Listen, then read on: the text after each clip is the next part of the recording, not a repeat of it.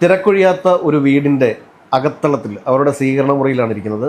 പ്രിയപ്പെട്ട ഉമ്മൻചാണ്ടി സാറിൻ്റെ വീട്ടിലാണുള്ളത്. മകൾ മറിയ ഉമ്മനുമായിട്ടുള്ള ഒരു അഭിമുഖമാണ്. നമസ്കാരം. ഈ ചെറുപ്പകാലത്ത് ഉമ്മൻചാണ്ടി സാർ എന്ന് പറയുന്നത് തിരക്കുള്ള ഒരു വ്യക്തിയായിരുന്നു. ഈ തിരക്കുള്ള ഉമ്മൻചാണ്ടി സാറിൻ്റെ മകൾ എന്നുള്ള രീതിയിൽ അല്ലെങ്കിൽ മക്കൾ എന്നുള്ള രീതിയിൽ എങ്ങനെയാണ് നോക്കിക്കണ്ടിരുന്നത്?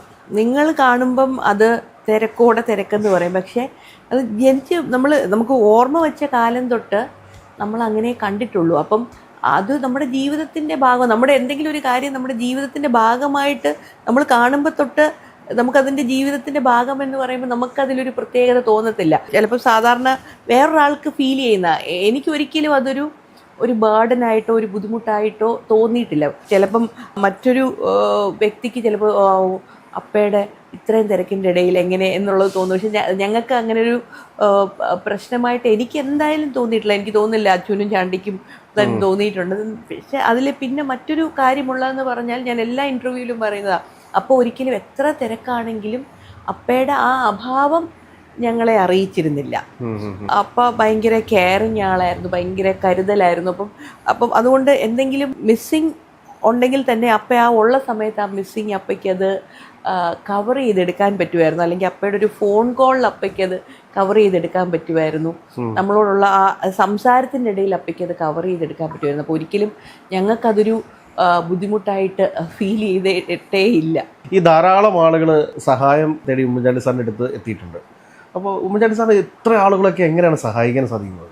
അത് അപ്പയുടെ ഒരു ദിനചര്യ എന്ന് പറഞ്ഞതുപോലെ അപ്പയുടെ ജീവിതത്തിലൊരു ഭാഗമാണ്. ഇപ്പോഴും എനിക്ക് തോന്നുന്നു നമ്മുടെ അപ്പയുടെ മരണത്തിലായിരിക്കാം ഒരുപാട് സംഭവങ്ങൾ നമ്മളൊക്കെ ഇത്രയും ഉണ്ടായിരുന്നു എന്ന് ഞങ്ങൾ തന്നെ അറിയുന്നത്. അപ്പോൾ എനിക്കൊന്ന് ജനങ്ങൾ മുഴുവൻ പറഞ്ഞത് ആ സമയത്ത് എല്ലാവരും മുഖ്യമന്ത്രി ആയി കഴിഞ്ഞപ്പോൾ അല്ലെങ്കിൽ മന്ത്രി ആയിരിക്കുമ്പോൾ അല്ലെങ്കിൽ സ്ഥാനത്തിരിക്കുമ്പോൾ പലരും ചെയ്യുന്ന കാര്യങ്ങളെപ്പറ്റി അറിയാൻ പറ്റും. പക്ഷെ അല്ലാതെ ഒരു നോർമലായിരിക്കുന്ന ഒരവസ്ഥയിൽ ചെയ്യുന്ന അപ്പോൾ ചെറുപ്പത്തിൽ KSU തൊട്ട് വളർന്നു വന്ന വ്യക്തിയാണല്ലോ.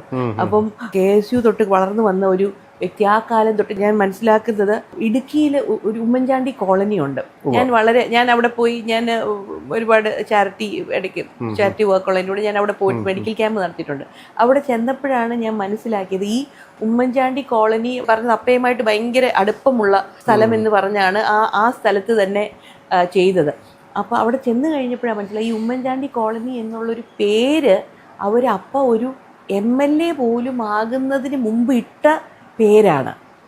അപ്പോൾ ഒരു വ്യക്തി ഇപ്പം അപ്പയൊരു മന്ത്രിയോ ഒരു MLA അല്ലെങ്കിൽ ഒരു സ്ഥാനത്ത് എത്തിയതിന് ശേഷം ചെയ്ത ഒരു കാര്യത്തിൻ്റെ പേരിലാണെങ്കിലും ഓക്കെ, അപ്പയൊരു MLA ആകുന്നതിന് മുമ്പ് ആ കോളനിക്ക് ആ പേര് വന്നു എന്ന് പറഞ്ഞാൽ എന്തൊക്കെ സഹായം ആ കോളനിക്കാർക്ക് ലഭിച്ചത് കൊണ്ടായിരിക്കും, അല്ലെങ്കിൽ അവരുടെ ഹൃദയത്തിൽ എന്തുമാത്രം അപ്പ ഒരു MLA ആകുന്നതിന് മുമ്പ് തന്നെ ഇമ്പാക്റ്റ് ഉണ്ടാക്കിയത് കൊണ്ടായിരിക്കാം ആ കോളനിക്ക് ആ പേര് വന്നത് എന്ന് പറയുമ്പോൾ നേരത്തെ പറഞ്ഞ പോലെ ചെറുപ്പകാലം തൊട്ട് എനിക്ക് തോന്നുന്നത് ആ ബ്ലഡിൽ അലിഞ്ഞൊരു ജീവിതത്തിൻ്റെ ഒരു ദിനചര്യ ഒരു ഭാഗമായി വന്നു എന്നാണ് ഞാൻ മനസ്സിലാക്കുന്നത്. അതൊരു പാഷനായി കഴിയുമ്പോൾ അപ്പയുടെ ഞാൻ ശ്രദ്ധിച്ചിട്ടുള്ള ഏറ്റവും വലിയൊരു കാര്യം എന്ന് പറഞ്ഞു കഴിഞ്ഞാൽ ഏതൊരു വ്യക്തി ആയിക്കോട്ടെ ഒരു ദുഃഖമായിട്ട് വന്നു കഴിയുമ്പോൾ ആ വ്യക്തിയുടെ പോയിന്റിൽ നിന്നാണ് അപ്പ ചിന്തിക്കുന്നത്. ഞാൻ എപ്പോഴും പല പല കാര്യങ്ങൾ ഞാൻ ശ്രദ്ധിച്ചിട്ടുണ്ട്. അപ്പം അതുകൊണ്ട് തന്നെ അപ്പയ്ക്ക് ഒരുപാട് അങ്ങനത്തെ സഹായങ്ങൾ ചെയ്യാൻ സാധിച്ചു. അത് മക്കളിലേക്കും അപ്പയ്ക്ക് കൊടുക്കാവുന്നത്രയും അപ്പ പകർന്നു കൊടുത്തിട്ടുണ്ട്. ആളൊഴിഞ്ഞ ഉമ്മൻചാണ്ടി സാറിനെ ഒരിക്കലും നമുക്ക് കാണാൻ സാധിച്ചിട്ടില്ല. ഞാൻ അദ്ദേഹത്തെ 5-6 പ്രാവശ്യം പല സ്ഥലങ്ങളിൽ വെച്ചിട്ട് കണ്ടിട്ടുണ്ട്, സെക്രട്ടേറിയറ്റിൽ വെച്ചിട്ട് കണ്ടിട്ടുണ്ട്. പക്ഷേ അപ്പോഴൊക്കെ ഒരു വലിയ റാലി വരുന്ന സെക്രട്ടേറിയറ്റിനകത്ത് അദ്ദേഹം മുഖ്യമന്ത്രിയായിരിക്കുന്ന സമയത്ത് ഞാൻ അദ്ദേഹം പുറത്തേക്ക് വരുന്ന സമയത്ത് ഒരു റാലിക്കുള്ള ആൾ അദ്ദേഹത്തിന് ചുറ്റും ഉണ്ടാകുമായിരുന്നു. അപ്പോൾ എനിക്ക് തോന്നുന്നു അദ്ദേഹത്തിൻ്റെ മകൾ എന്നുള്ള രീതിയിൽ ഉമ്മൻചാണ്ടി സാറിൽ നിന്ന് എന്തൊക്കെയാണ് സ്വന്തം ജീവിതത്തിൽ പകർത്തിയിട്ടുള്ളത്? അപ്പയുടെ ജീവിതത്തിൽ ഇപ്പം ഞാൻ പറഞ്ഞില്ലേ, ചുരുക്കം ചില കാര്യങ്ങൾ പറഞ്ഞു തന്നിട്ടുണ്ട്. അതിൽ ഞാൻ കണ്ട് മനസ്സിലാക്കിയതാണ്. ഇപ്പം ഏതൊരു വ്യക്തി വന്നാലും ഒരു ഉദാഹരണം ഞാൻ പറയും. ഇപ്പം നമ്മുടെ വീട്ടിലൊരു ഡ്രൈവർ എന്ന് വെച്ചു, ഡ്രൈവർ കുറച്ച് ലേറ്റ് ആയി എന്ന് വെച്ചു. അപ്പം നമ്മളൊക്കെ ആണെങ്കിൽ എന്തുകൊണ്ട് ലേറ്റായി പറഞ്ഞില്ലേ എന്ന് പറയും. പക്ഷെ അപ്പ ചിന്തിക്കുന്നത് ആ വ്യക്തിക്ക് എന്തെങ്കിലും ബുദ്ധിമുട്ട് ഉള്ളത് കൊണ്ടായിരിക്കുമല്ലോ വരാതിരിക്കുന്നത്. അതൊരു ചെറിയൊരു എക്സാമ്പിൾ പറഞ്ഞതാ. അങ്ങനത്തെ ഞാനൊരു സംഭവം പറയാം. അപ്പൊ ഇവിടെ കോട്ടയത്ത് മണർകാട് മെഡിക്കൽസിലാണ് രോഗികൾ വരുമ്പം അവർക്ക് മെഡിസിൻസ് അവിടുന്ന് കൊടുക്കും. അപ്പയാണ് അത് സെറ്റിൽ ചെയ്തുകൊണ്ടിരുന്നത്. ഒരു പ്രാവശ്യം ഇങ്ങനെ ഇത് കൊടുത്തു വിട്ടപ്പോഴത്തേക്ക് ആ ലിസ്റ്റില് ഈ ലിസ്റ്റിന്റെ പുറകെ കോംപ്ലാനോ അങ്ങനെ എന്തോ അഡീഷണൽ ആഡ് ചെയ്തിട്ടുണ്ട്. അപ്പൊ ഇവര് വിളിച്ച് ചോദിച്ചു, സാറേ ഈ മരുന്നിനോടൊപ്പം അതും കൂടെ എഴുതിയിട്ടുണ്ട് എന്ന് പറഞ്ഞപ്പോൾ പറഞ്ഞു അവർക്ക് കിട്ടാത്തത് കൊണ്ടല്ലേ, ആഗ്രഹമുള്ളതല്ലേ, അത് കൊടുത്തേക്കാൻ പറഞ്ഞു. അതാണ് ആ ഒരു വ്യത്യാസം. ഇപ്പം ഞാൻ തന്നെയാണെങ്കിൽ ചിലപ്പോൾ ഞാനത് ചെയ്യുന്നതെന്ന് വെച്ചോ, ചിലപ്പോൾ പക്ഷെ ഇന്നത്തെ ഞാനത് കണ്ടു മനസ്സിലാക്കിയ സ്ഥിതിക്ക് ഞാനും അങ്ങനെ ചിന്തിക്കുന്ന കൂട്ടത്തില്ല. പക്ഷെ ഒരു സാധാരണ രീതിയിലാണെങ്കിൽ നമ്മൾ സഹായിക്കാനായിട്ട് മരുന്ന് കൊടുക്കുന്നു, അപ്പം അതിൻ്റെ കൂടെ ബൂസ്റ്റ് എഴുതുക എന്ന് പറയുമ്പം നമ്മൾ ചിലപ്പം വേണമെങ്കിൽ നോ പറയാം. പക്ഷെ അപ്പയുടെ തോട്ട് പ്രോസസ്സ് അങ്ങനെയായിരുന്നു. അദ്ദേഹത്തിന് അത് ഇല്ലാത്തത് കൊണ്ടല്ലേ എന്നുള്ള ആ ഒരു വലിയൊരു കാര്യം, മറ്റൊരാളുടെ ആ ദുഃഖം മനസ്സിലാക്കുന്ന ഒരു ഇത്, അത് നമുക്കെല്ലാവരും പ്രാക്ടീസ് ചെയ്താൽ മാത്രമേ കിട്ടത്തുള്ളൂ. നമ്മൾ ബോധപൂർവം അങ്ങനെ ഒരു സ്വഭാവം നമ്മൾക്ക് ഉണ്ടാക്കാൻ പറ്റുവാണെങ്കിൽ അത് വളരെ ഒരു ഇതാണ്. അത് ഞാൻ മനസ്സിലാക്കിയിട്ടുണ്ട്. അതുപോലെ ആളുകളെ കേൾക്കുക. ഏതാൾ വന്ന് എന്ത് വ്യക്തി പറഞ്ഞാൽ അപ്പം എത്ര തിരക്കാണെങ്കിലും അപ്പം മൾട്ടി ടാസ്കിങ്ങിൻ്റെ ആളാണ്. ചിലപ്പോൾ എഴുതുമായിരിക്കും, ഫോൺ വിളിക്കുമായിരിക്കും, അതിൻ്റെ അപ്പുറത്തായിരിക്കും ഇയാൾ നിൽക്കുന്നത്. എന്നാൽ ആ വ്യക്തിയോട് ഒരു മൂളൽ കാണും. അപ്പം എത്ര തിരക്കിൻ്റെ ഇടയിലും അപ്പം അത് കേൾക്കും. ഇന്ന് ഞാൻ കണ്ടിട്ടുണ്ട്, എൻ്റെ മകൻ കുഞ്ഞായിരിക്കുമ്പം അപ്പം മുഖ്യമന്ത്രിയൊക്കെ ആയിട്ടെങ്കിൽ നല്ല തിരക്കില്ല, എന്നാലും മോൻ ചെന്ന് നിന്നിട്ട് അപ്പേന്ന് വിളിച്ചു കഴിയുമ്പോൾ ആ മോനെ അവിടെ ഒരു ലിസ്ണിങ് ഇയർ കൊടുക്കും. അപ്പം അത് വീട്ടിലല്ല, അങ്ങനത്തെ ഏത് വ്യക്തി, ഒരു രോഗിയാകട്ടെ, ഒരു വളരെ ബുദ്ധിമുട്ടുന്ന ഒരു വ്യക്തിയാകട്ടെ, അത് ഒരു ലിസ്ണിങ് ഇയർ ഞാനത് മനസ്സിലാക്കി. അതിൻ്റെ ഇമ്പോർട്ടൻസ് ഞാൻ മനസ്സിലാക്കിയത് അപ്പയുടെ മരണശേഷമാണ്. ഒരുപാട് പേര് വന്ന് പറഞ്ഞു ഞങ്ങളെ കേൾക്കാൻ ഇന്ന് ആളില്ല. അത് ഞാൻ പല പ്രാവശ്യം കേട്ടപ്പോഴാണ് ഇപ്പം നമുക്കൊന്നും ഒരാളെ സഹായിക്കാൻ പറ്റിയില്ലെങ്കിലും, ഇപ്പം സിബി തന്നെ എന്തെങ്കിലും ഒരു ദുഃഖമുണ്ടെന്ന് വെച്ചോ, അത് വന്ന് എനിക്ക് അതിൽ ചിലപ്പോൾ ഒന്നും സഹായിക്കാൻ പറ്റത്തില്ലായിരിക്കാം, പക്ഷെ അത് വന്ന് സംസാരിക്കാൻ സമയത്ത് അത് കേട്ടുകൊണ്ടിരിക്കുന്നത് ഒരു വലിയ കാര്യമാണെന്ന് ഞാൻ അപ്പയിൽ നിന്നാണ് മനസ്സിലാക്കിയത്. അല്ലെങ്കിൽ അപ്പയുടെ മരണശേഷം ഈ ആളുകൾ പറഞ്ഞതിൽ നിന്നാണ് ഞാനത് മനസ്സിലാക്കിയത്. അതുകൊണ്ട് ഞാനത് ഇന്ന് എൻ്റെ ജീവിതത്തിൻ്റെ ഭാഗമാക്കാൻ ശ്രമിക്കാറുണ്ട്. പൂർണ്ണമായി പറ്റില്ലെങ്കിലും ഇപ്പം എത്ര തിരക്കിലിരുന്നാലും ഒരു കോള് വന്നാൽ ചിലരൊക്കെ വിളിച്ച് ഒരുപാട് കഥകൾ പറയും. പക്ഷെ അതൊന്ന് ശ്രവിച്ചിരിക്കാനായിട്ട് ശ്രമിക്കാറുണ്ട്. അത് മറ്റൊരു കാര്യമാണ്. ഈ രണ്ട് കാര്യം. പിന്നെ ബാക്കിയെല്ലാം ഞാൻ പല ഇൻ്റർവ്യൂകളിലും പറഞ്ഞിട്ടുണ്ട്, മറ്റുള്ളവരെ സഹായിക്കുക എന്നുള്ളത്. പിന്നെ ഞാൻ അപ്പയിൽ കണ്ടിട്ടുള്ള ഏറ്റവും വലിയൊരിത് താഴ്മ. അതെനിക്ക് പറഞ്ഞു തന്നിട്ടുണ്ട്, താഴ്മ. അത് ഇപ്പം ഏറ്റവും സാമ്പത്തികമായി നിൽക്കുന്ന ഒരു വ്യക്തി വന്നാലും, ഏറ്റവും കുറഞ്ഞൊരു വ്യക്തി വന്നാലും അപ്പം രണ്ടുപേരെയും ഒരുപോലെ കാണും. വേണമെങ്കിൽ കുറഞ്ഞ ആൾക്ക് കുറച്ച് പ്രയോറിറ്റി ചിലപ്പം കൊടുത്തെന്ന്, ബിക്കോസ് അവനൊരു മനസ്സിന് ബുദ്ധിമുട്ട്. പിന്നെ ഭയങ്കര താഴ്മയുള്ള വ്യക്തിയാണ്. ഇതൊക്കെയാണ് ഞാൻ അപ്പയിൽ നിന്ന് കണ്ട് മനസ്സിലാക്കിയിട്ടുള്ളത്. ഉമ്മൻചാണ്ടി സാർ പറഞ്ഞാൽ എപ്പോഴും വിശ്രമമില്ലാതെ ഓടിക്കൊണ്ടിരുന്ന ഒരു വ്യക്തിയാണ്. ഞാൻ പലപ്പോഴും മറിയാമ്മനെ ശ്രദ്ധിക്കാറുണ്ട്. അപ്പോൾ ഈ ഓട്ടം ഭയങ്കരമായിട്ടുണ്ട്. ഈ മന്ന എന്ന് പറയുന്ന ഒരു ചാരിറ്റബിൾ ഓർഗനൈസേഷൻ ഉണ്ടെന്ന് എനിക്ക് തോന്നുന്നു. അപ്പോൾ അതുമായി ബന്ധപ്പെട്ടിട്ടൊക്കെയുള്ള ഒരുപാട് പരിപാടികൾ കാണാറുണ്ട്, സഹായങ്ങൾ കാണാറുണ്ട്. എങ്ങനെയാണ് ഇതിൻ്റെയൊക്കെ പ്രവർത്തനങ്ങൾ മുമ്പോട്ട് പോയിക്കൊണ്ടിരിക്കുന്നത്? രണ്ട് ഭാഗമാണ് പ്രവർത്തനങ്ങൾ. ഞാൻ വേറെ പറയാം. ഈ ഓട്ടം പറയുമ്പം ഈ ഓട്ടം ജീവിതത്തിൻ്റെ ഒരു ഭാഗമായി. ഇപ്പം ശനിയാഴ്ച ആയാൽ എനിക്ക് നേരത്തെ ഒരു 2 വർഷം മുമ്പ് വരെ, അല്ലെങ്കിൽ 2 വർഷം മുമ്പ് അപ്പയുടെ കൂടെ ആയിരുന്നപ്പോൾ ട്രീറ്റ്മെൻറ്റിന് മുമ്പ് വരെ ശനിയാഴ്ച എന്നൊക്കെ പറയുമ്പോൾ നമുക്ക് പിന്നെ ശനി ഞായർ ഒരു റെസ്റ്റ് പീരീഡാണ്. പക്ഷെ ഇപ്പോഴെന്ന് പറഞ്ഞു കഴിഞ്ഞാൽ ശനിയാഴ്ച എന്ന് പറഞ്ഞാൽ എനിക്ക് എനർജൈസ് ചെയ്യാനുള്ള സമയമാണ് ശനി ഞായർ. ആ ശനി ഞായറിലുമാണ് പിന്നെ അടുത്ത തിങ്കൾ മുതൽ വെള്ളി വരെയുള്ളതിൻ്റെ ഒരു എനർജി അക്യുമുലേറ്റ് ചെയ്തിരിക്കുന്നത്. അതിൻ്റെ യാത്രയിൽ അപ്പ പറഞ്ഞതിൻ്റെ അർത്ഥം ഞാനിന്ന് പൂർണ്ണമായി മനസ്സിലാക്കുന്നു. അപ്പയുടെ ഒരു ഇൻ്റർവ്യൂവിൽ ഞാൻ കേട്ടിട്ടുണ്ട്, ഏത് സ്ഥാനത്തെത്തിയാലും ജനങ്ങളുടെ ഹൃദയത്തിൽ ഇടം തേടാൻ സാധിച്ചില്ലെങ്കിൽ അതുകൊണ്ടൊരു വിലയില്ലല്ലോ. നമ്മളിങ്ങനെ യാത്രകളിൽ പോകുമ്പോൾ ഈ അപ്പ ചെയ്ത ഈ പ്രവർത്തനങ്ങൾ കൊണ്ട് തന്നെ, അത് ഞാൻ പറയുന്നത്, അപ്പ ചെയ്ത ഈ പ്രവർത്തനം കൊണ്ട് തന്നെ ആളുകൾ നമ്മളോടുള്ള കാണിക്കുന്ന സ്നേഹം നമ്മൾ അത് പറഞ്ഞറിയിക്കാൻ പറ്റുന്ന ഒരു ഇതല്ല. അപ്പം അത് നമ്മളെ ഭയങ്കരമായി ഈ അപ്പയുടെ മരണത്തിലുള്ള ഈ ദുഃഖത്തിലും ഒരു ആശ്വാസം എന്നതിലപ്പുറം നമുക്ക് ഭയങ്കരമായ ഒരു എനർജിയാണ് തരുന്നത്. അപ്പ പറഞ്ഞതുപോലെ ജനങ്ങളിൽ നിന്ന് ഊർജം വലിച്ചെടുക്കുന്നു എന്നാണ് അപ്പ പറഞ്ഞിട്ടുള്ളത്. പക്ഷെ അങ്ങനെ നമ്മൾ ആളുകളെ കണ്ട് അവരോട് സംസാരിച്ച് അവർക്ക് എനിക്കൊന്നും അങ്ങനൊന്നും ചെയ്യാൻ എന്നെക്കൊണ്ടാകാവുന്നത് ചെറിയ ചെറിയ കാര്യങ്ങളാണ് ചെയ്യുന്നത്. അപ്പയെപ്പോലൊന്നും നമുക്ക് ചെയ്യാൻ, അപ്പയെപ്പോലെ ആകാൻ ആർക്കും പറ്റത്തില്ല. അങ്ങനെ ചെയ്തു വരുമ്പം നമുക്കത് ഭയങ്കരമായ ഒരു ശക്തിയാണ്, നമുക്ക് മുമ്പോട്ട് പോകാനായിട്ടുള്ള ഭയങ്കരമായ ഒരു ശക്തിയാണ് നമുക്ക് അവിടെ ലഭിക്കുന്നത്. അതുകൊണ്ടാണ് യാത്രകൾ ഇപ്പം ഏറെ ഇഷ്ടപ്പെടുന്നതും യാത്രകൾ ജീവിതത്തിൻ്റെ ഭാഗമായി മാറി കഴിയുന്നത്. ഈ പറഞ്ഞ പോലെ വീക്കെൻഡാണ് എനർജി അക്യുമുലേറ്റ് ചെയ്തെടുക്കുന്ന സമയം. പിന്നെ മറ്റൊരു സൈഡിൽ ഈ പ്രവർത്തനങ്ങളെ പറ്റി പറയുകയാണെങ്കിൽ എനിക്ക് 2 സംഘടനകളുണ്ട്. ഒന്ന് മന്നയും ഒന്ന് മെലോഡിയും. മന്നയെ പറ്റിയാണ് ഒരു കൂടുതൽ പേർക്കും അറിയാവുന്നതും ഞാൻ എല്ലായിടത്തും പറയുന്നതിലും. അതോടൊപ്പം തന്നെ മന്ന ചാരിറ്റബിൾ ട്രസ്റ്റ് 2012 തുടങ്ങിയത്. അതുവഴിയാണ് ഒരുപാട് പ്രവർത്തനങ്ങൾ ചാരിറ്റബിൾ ചെയ്തുകൊണ്ടിരിക്കുന്നത്. അപ്പയുടെ മരണശേഷമാണ് അത് കൂടുതലായിട്ട് അങ്ങനെ പ്രോജക്റ്റുകളായിട്ട് ചെയ്തു വന്നത്. മെഡിക്കൽ ക്യാമ്പുകൾ ചെയ്യുന്നുണ്ട്, പിന്നെ നമ്മുടെ ജീവിത സാഹചര്യം മെച്ചപ്പെടുത്താനുള്ള പ്രോജക്ട്സ് ചെയ്യുന്നുണ്ട്, പിന്നെ മെഡിക്കൽ ഹെൽപ്പ്, എഡ്യൂക്കേഷൻ ഹെൽപ്പ്, അതൊക്കെ നമ്മളെ കൊണ്ടാകാവുന്ന വിധം ആരെങ്കിലുമൊക്കെ കണക്ട് ചെയ്ത് കൊടുത്ത് ചെയ്യാൻ ശ്രമിക്കാറുണ്ട്. മറ്റൊരു ഭാഗത്തുള്ള ഞാൻ പറഞ്ഞല്ലോ മെലോഡിയ എന്ന് പറഞ്ഞൊരു സംഘടനയുണ്ട്. മെലോഡിയ ഒരു കൊയർ ഗ്രൂപ്പാണ്. അതും 2011 ആരംഭിച്ചു, 2012 അപ്പം തന്നെ ഉദ്ഘാടനം ചെയ്തതാണ്. 3 വർഷം അപ്പം തന്നെ അതിൻ്റെ മുഖ്യാതിഥിയായിട്ട് വന്നിരുന്നുണ്ട്. അതൊരു സൗഹൃദ കൂട്ടായ്മയാണ്. അതൊരു ട്രിവാൻഡ്രം ബേസ്ഡ് കൊയർ ഗ്രൂപ്പ്. ഞങ്ങൾ തുടങ്ങി കോവിഡ് കാലഘട്ടം വരെ ഞങ്ങൾക്ക് 5 വയസ്സ് തൊട്ട്, എൻ്റെ മകൻ 5.5 വയസ്സുള്ളപ്പോഴാണ് നമ്മുടെ മെലോഡിയ തുടങ്ങുന്നത്. അപ്പോൾ 5 വയസ്സുള്ള കുഞ്ഞുങ്ങൾ തൊട്ട് 50 വയസ്സുള്ളവർ വരെ ഉണ്ടായിരുന്നു മെലോഡിയയിൽ. പിന്നെ കോവിഡ് കാലഘട്ടമായപ്പോൾ കിഡ്സ് കൊയർ നിർത്തി. മെലോഡിയതും ചാരിറ്റി ബേസ്ഡ് കൊയർ ഗ്രൂപ്പാണ്. അപ്പോൾ എല്ലാ വർഷവും ഞങ്ങൾ മേജറായിട്ട് ചെയ്യുന്നത് എല്ലാ വർഷവും ക്രിസ്മസ് ടൈം ആകുമ്പോൾ ഒരു ക്രിസ്മസ് നൈറ്റ് നടത്താറുണ്ട്. അപ്പം അതിലൊരു മേജർ ചാരിറ്റിയും പിന്നെ തുടക്കത്തിലൊക്കെ തിരുവനന്തപുരത്തുള്ള എല്ലാ പള്ളികളുടെയും ക്യാരൽ പ്രസൻറ്റേഷനായിരുന്നു. ഇപ്പം ഈ കോവിഡിന് ശേഷം ഞങ്ങൾ ആ മോഡൽ മാറ്റിയിട്ട് ഇപ്പം ചാരിറ്റി മെലോഡിയയുടെ 1 hour ഷോയുമാണ് നടക്കുന്നത്. അപ്പം അതും ഒരു സൗഹൃദ കൂട്ടായ്മയാണ്. അതുവഴിയും കുറേ ചാരിറ്റി നടക്കുന്നു. അതോടൊപ്പം തന്നെ ഞങ്ങൾക്ക് ഒരുപാട് നല്ല ഗാനങ്ങൾ ഞാൻ വളരെ മ്യൂസിക്കിനെ ഇഷ്ടപ്പെടുന്ന വ്യക്തിയാണ്. ഒരുപാട് ഗാനങ്ങൾ നമുക്ക് സമൂഹത്തിന് കൊടുക്കാൻ സാധിച്ചു. എല്ലാ മേജർ ചാനലുകളിലും പ്രോഗ്രാം ചെയ്തിട്ടുണ്ട്. ഈ വർഷം ഞങ്ങൾക്ക് ഗവൺമെൻറ്റിൻ്റെ ഓണം പരിപാടിക്ക് നിശാഗന്ധിയിൽ പ്രോഗ്രാം ചെയ്തായിരുന്നു.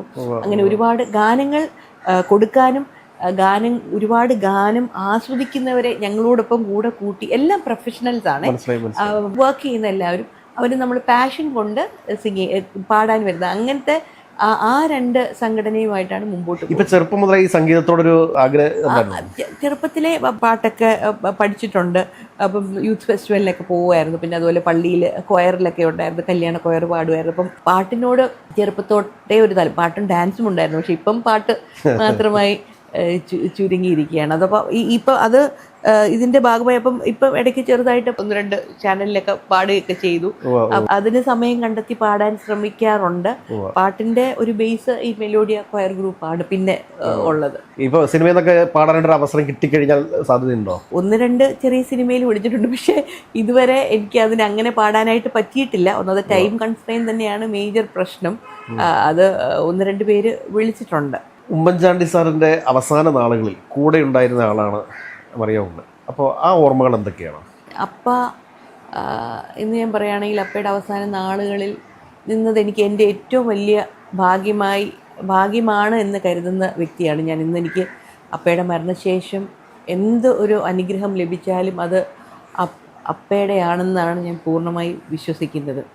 അതിൽ പക്ഷേ എനിക്ക് കുറച്ച് ഒരു ദുഃഖമുള്ളതെന്ന് പറഞ്ഞു കഴിഞ്ഞാൽ അപ്പം ഏകാന്തത ഭയങ്കരമായി താല്പര്യമില്ല, അത് ഏകാന്തതയെ ഭയപ്പെട്ടിരുന്ന വ്യക്തിയാണ്. അത് അദ്ദേഹം തന്നെ അദ്ദേഹത്തിന്റെ ഇന്റർവ്യൂ പറഞ്ഞിട്ടുണ്ട്. ആളില്ലാത്തൊരു ദിവസത്തെ കുറിച്ച് ചിന്തിക്കാൻ പറ്റില്ല. പക്ഷേ അവസാനമായപ്പം നമ്മുടെ ഈ ഫോഴ്സ്ഡ് സിറ്റുവേഷൻ ആയിരുന്നു, മെഡിക്കൽ കണ്ടീഷനായിരുന്നു. അപ്പോൾ ഒരു 4 മാസം ടോട്ടലി ഞങ്ങൾ ബാംഗ്ലൂർ പോയതിനു ശേഷം പബ്ലിക്കുമായിട്ട് നമുക്ക് കട്ട് ചെയ്യേണ്ടി വന്നു. ഇന്നത് ആലോചിക്കുമ്പം അതാണ് എൻ്റെ മനസ്സിൽ. അപ്പോൾ ഒരിക്കലും മരിക്കുമെന്ന് ഞാൻ പ്രതീക്ഷിച്ചിട്ടില്ല. പക്ഷെ അപ്പയുടെ ആ ആഗ്രഹം നമുക്ക് അപ്പോഴേക്ക് ആ ലാസ്റ്റ് 4 months അവസാനത്തെ 3 മാസം സംസാരിക്കാൻ പറ്റത്തില്ലായിരുന്നു, ബുദ്ധിമുട്ടായിരുന്നു, സംസാരിക്കാൻ പറ്റത്തില്ലായിരുന്നു. അപ്പം ആ സംസാരിക്കാൻ പോലും പറ്റാത്ത അവസ്ഥയിൽ എന്തായിരിക്കും മനസ്സിൽ കൂടെ കടന്നു പോയത് എന്നാലോചിക്കുമ്പോൾ അതെനിക്ക് ഭയങ്കരമായ ദുഃഖം തരാറുണ്ടായിരുന്നു. ബിക്കോസ് അപ്പം മരിച്ചും പോയി. അപ്പോഴേക്ക് ആളുകളെ കാണിക്കാൻ പറ്റിയിരുന്നെങ്കിൽ അപ്പോൾ കുറച്ചുകൂടെ സന്തോഷമായിരിക്കുമായിരുന്നു. ഞാനായിരുന്നു ഏറ്റവും അതിൽ സ്റ്റോപ്പ് ചെയ്തിരുന്നത്. പറ്റത്തില്ല എന്ന് പറഞ്ഞ് നിന്നിരുന്നത്. അപ്പോൾ അതെനിക്കൊരു ദുഃഖമായിട്ടുണ്ട്. പിന്നെ ഇപ്പം അതുപോലെ തന്നെ രാത്രിയിൽ ഞങ്ങൾ കിടക്കുമ്പം അപ്പയുടെയും എൻ്റെയും മുറി അപ്പുറം ഇപ്പുറം. അപ്പം അപ്പയും തൊട്ടടുത്ത കട്ടിൽ അമ്മ കിടക്കും, അപ്പയുടെ കെയർ ടേക്കറും മുറി കാണും, ഞാൻ ഇപ്പുറത്തെ മുറി.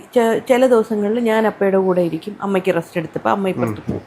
അപ്പോൾ ഞാൻ ഇപ്പുറത്ത് കിടക്കുന്ന മുറിയിൽ കിടക്കുമ്പം പലപ്പോഴും ഞാനൊരു ലേറ്റ് നൈറ്റ് ഒരു 12-1 മണി വരെയൊക്കെ ലാപ്ടോപ്പിലൊക്കെ വർക്ക് ചെയ്തിട്ട് ഞാൻ ഇപ്പുറത്തെ മുറിയിലോട്ട് വരും. ഇപ്പം മുറിയിൽ വരുമ്പോൾ അപ്പോൾ പലപ്പോഴും ഇങ്ങനെ കണ്ണ് തുറന്നായിരിക്കും ഇങ്ങനെ മുകളിലോട്ട് നോക്കിയായിരിക്കും കിടക്കുന്നത്. അപ്പോൾ ഞാൻ വന്നിട്ട് അപ്പേന്ന് വിളിക്കുമ്പോൾ അപ്പ എൻ്റെ മുഖത്തോട്ട് നോക്കും. ഞാൻ പറയും, അപ്പ എന്താ ഉറങ്ങുന്നില്ലേ അപ്പേ, അപ്പോൾ ഉറങ്ങിക്കോ എന്ന് പറയും. അപ്പോൾ അപ്പം ഇങ്ങനെ തന്നെ എന്നെ ഇങ്ങനെ കണ്ണ ചിമ്മോ എന്തെങ്കിലും ഒന്ന് ചെയ്യും, ഉറങ്ങിക്കോ.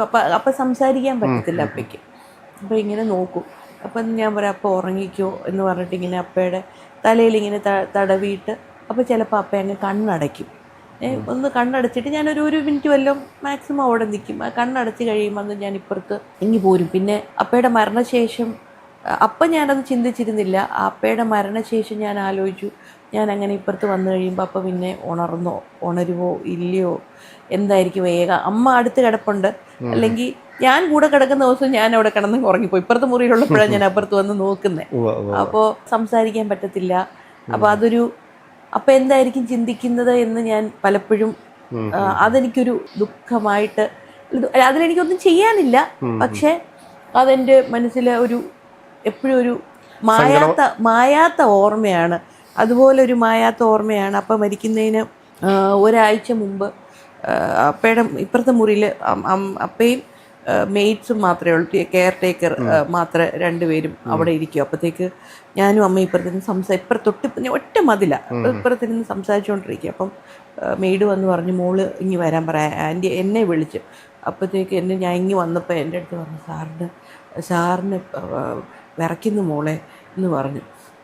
അപ്പോൾ ഞാൻ പെട്ടെന്ന് അപ്പ അങ്ങോട്ട് നോക്കി. അപ്പം അപ്പ കട്ടിൽ ചാരി ഇരുന്നിട്ട് ഞാൻ അപ്പയെന്ന് പറഞ്ഞ് ഇങ്ങനെ നോക്കിയതും അപ്പ പെട്ടെന്ന് അപ്പയുടെ ചുണ്ട് വിറച്ച് എന്നെ കണ്ടതും കണ്ണിക്കൂടെ അങ്ങ് വെള്ളം വന്നു. ഇത് അപ്പം മരിക്കുന്നതിന് ഒരാഴ്ച മുമ്പുള്ളൊരു സംഭവമാണ്. അപ്പം കണ്ണിക്കൂടെ ആ വെള്ളം വന്നപ്പോൾ ഞാൻ പെട്ടെന്ന് അപ്പ എന്തോ പറ്റിയെന്നും പറഞ്ഞ് അപ്പയെ അങ്ങ് പോയി കെട്ടിപ്പിടിച്ചു.